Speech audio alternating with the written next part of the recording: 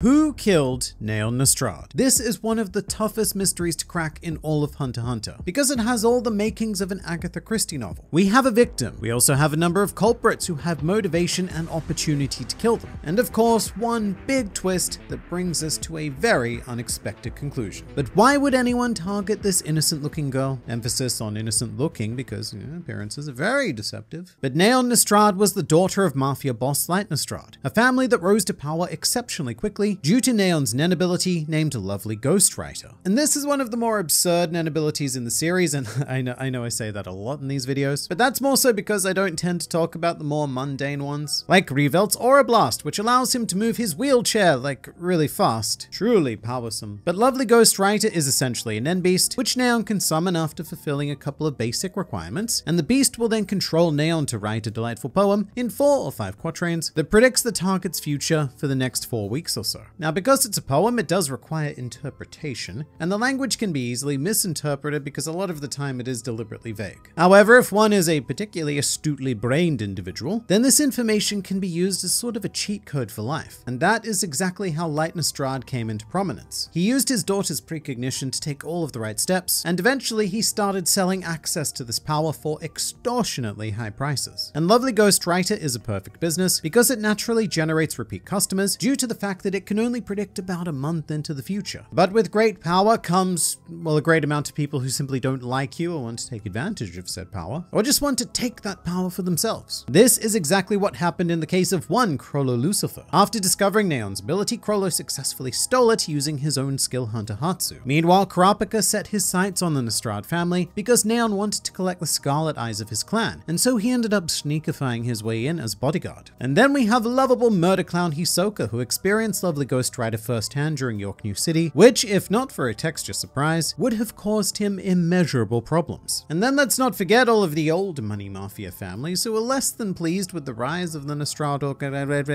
organization.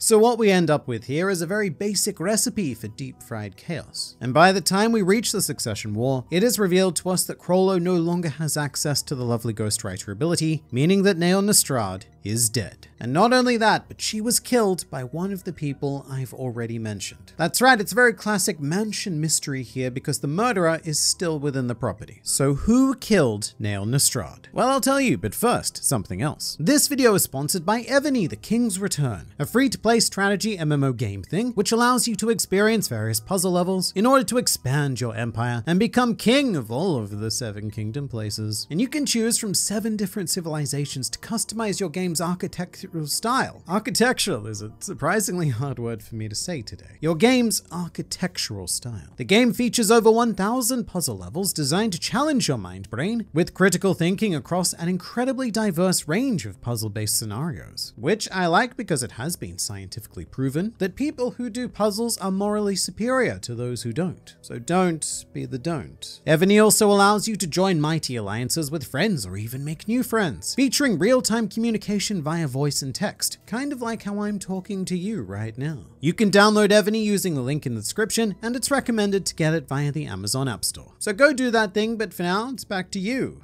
me. So who killed Nostrade? Well, let's begin with suspect number 1, Kurapika, a man capable of endless complex thought with a very simple motivation, being revenge. Neon was obsessive about collecting the Kurta Eyes, which drove Kurapika into a deep state of depression, especially considering that it was ultimately his job to acquire them for her. So the idea here is that Kurapika eventually snapped and took revenge on one of the many body part collectors that had inspired the Phantom Troop to commit their genocide to begin with. Because when it comes to any product, including disembodied eyeballs, supply only exists due to demand. The troop would not have harvested the eyes if people like Neon did not exist. Her desires are the root of Kurapika's suffering. Furthermore, Kurapika went on to become the big boss of the Nostrade family with no word of what happened to either Light or Neon. I mean, there is word of Neon, she's dead, that's why we're here. But we don't know how, and this means that the two of them have seemingly rather conveniently disappeared, leaving Kurapika to inherit the organization. So there's another potential motive there to grab power. However, Kurapika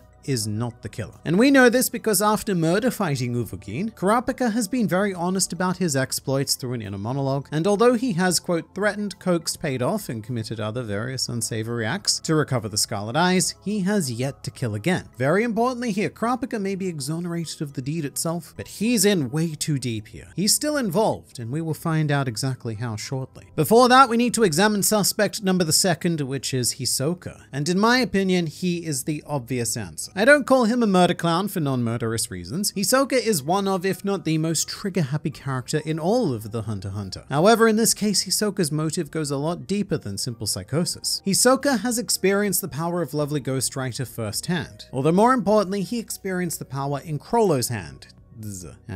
It should be noted that lovely ghostwriter cannot be used to predict its user's future. However, if Chrollo were constantly churning out fortunes like cookies for the rest of the Phantom Troop, then they would be able to spend an entire lifetime dodging Hisoka's advances. And by advances, I mean bloodthirsty drive to kill murder each and every one of them. There is a slight conflict here in that generally, Hisoka prefers his opponents to be as powerful as possible because it makes his clown peen that much harder. But even clown peen has a limit. And when Hisoka gets serious, he figures out his opponent's ability, counters it, and then kills them. And Hisoka right now is very serious about killing the entire Phantom Troop. So I think it makes a whole ton of sense for him to go after Nostrade in order to eliminate one of Chrollo's most powerful Hatsu assets. And I think this is especially true of post-Heaven's Arena Hisoka. After he was revived from death, Hisoka was done playing with his food. It is time to chomp. And Nostrade being alive is a big problem for him. It's also quite in keeping with Hisoka's current order of operations, by which I mean dispatching both Shalnok and Cortopi, as they also possessed very useful abilities, which Chrollo borrowed in order to defeat Hisoka. Thinking about it, it must be pretty terrifying to be Chrollo right now. To just sit there with your fun book thing and watch your abilities disappear one by one is terrifying. There's even a world where Hisoka is second-hand responsible, due to hiring Illumi or another Zoldyck to murder Neon, whilst Hisoka was off chasing Chrollo for a year. Hisoka just has everything going for him. Everything going for him in terms of being a child murderer, that is. He has the motive, he had the opportunity, and he has the resources to pull off whenever he so chooses. And after he pulls off, he can then kill Neon. So Hisoka is certainly still a very suspicious suspect. His motives are logical and his opportunity plentiful. A very likely suspect indeed, but perhaps too likely. So let's switch this up and look at a bit of a startling candidate. Suspect number 3. Light Nostrade. Now this may sound a bit ridiculous because Light, he was such an adoring father, ready and willing to fulfill all of the daughter whims, and also being very overly concerned for her safety, which is nice and all, but Light, he wasn't exactly the man he portrayed himself to be in public. Light was a businessman first and foremost. He started the Nostrade family as a street gang with a handful of members, and then began using his daughter's powers as his organization's primary source of revenue. Also consider this. Light's ultimate and short-lived ambition in Hunter x Hunter is to, quote, rule the world, which is quite ambitious. But Light was never concerned for Neon. He was concerned for his business and his future as the God King of Hunter x Hunter. And after it's revealed that Neon lost her ability, Light has a complete mental breakdown. He is very fearful, on the brink, and a man in a state where he is capable of doing anything. The motive here is that he kills Neon in an act of vengeance for losing his only revenue stream, which doesn't make logical sense like Hisoka's candidacy, but it's a crime of passion, and those rarely make logical sense. I do have a bit of a hard time believing this personally, because Neon being alive is still an indispensable asset, as her ability could be returned at any time, following certain circumstances, like say if Chrollo was killed, for example. But again, crimes of passion rarely make sense, and in Light's state of mental breakdown, it very well could have happened. But it's also important to look at the reason why Light was pushed to this state, which is suspect number 4, a rival mafia family. As previously mentioned, the Nostrade family was a force of disruption in the underworld. Rising stars who went from nothing to all of the things with the stroke of a pen. There are a lot of underworld powers who hold quite a bit of resentment for encroaching on their territory, or those who wish to abduct Neon and use her power for themselves, which would have been very easy because Light can no longer see into the future to prevent it. But after discovering that she is powerless, then Neon just becomes another sack of meat on the supermarket shelf of life, and is thus very easily disposable. But shockingly enough, there is an even even darker possibility, as suspect number 5 is Neon Nostrade herself. Suicide, essentially. The motive being that after losing her power, Neon fell into a deep dark depression, potentially due to disappointing her father and him not indulging her whims anymore, and so she took her own life. It seems unlikely because the last we actually saw of Neon certainly didn't paint her in this kind of mental pit, and she was more curious, wondering why she couldn't use the abilities anymore. What's wrong, Ghostwriter-san? Come out. But this also happens to be the very last time we saw Neon Nostrade alive, which was during Greed Island. That was before Neon knew how mad the situation had driven her father, and the possibilities for future despair are very unfortunately deep. Now at this point, just in case there's some confusion, this channel is not some kind of dodgy massage parlor, and as such, we don't usually provide happy endings. But I will indulge you on this one occasion, because suspect number 6 is that there is no suspect, and Neon Nostrade is still alive. One possibility being that Skill Hunter is considered to be a Nen curse, and is thus able to be dispelled by a competent Nen exorcist. That is information Kurapika would certainly know, as he is a Nen curse user himself. But there is also another option. During the Succession War, Kurapika revealed a new ability called Steel Chain. This allows him to inject a target, force them into a state of Zetsu, and steal one of their Nen abilities. Which naturally brings up the question of what would happen if the same Nen user were targeted by 2 different Nen theft abilities. Chrollo initially took Lovely Ghostwriter through Skill Hunter. However, that Hatsu does not recognize Chrollo as the ability user, as it is still tied to the life of its original owner. So if Kurapika were then to target Neon again, stealing her ability, does that mean that he would take Lovely Ghostwriter and result in the power vanishing from Skill Hunter? It's a very tricky mechanical Nen-y question, but it also gets more complicated. One, in that Kurapika needs a completely separate Nen Dolphin to use his stolen powers, but also after that use, the power is returned to its user. So I guess the logic here is that Kurapika injects Neon. He takes Lovely Ghostwriter, uses it on someone, makes a lovely little prediction, and then the ability is returned to Neon as per the conditions of Steel Chain, because Neon is Lovely Ghostwriter's recognized user. Meanwhile, Chrollo checks his book, sees that the power has vanished, and assumes that that can only mean that Neon is dead. And as perfect as an ending as this would be, I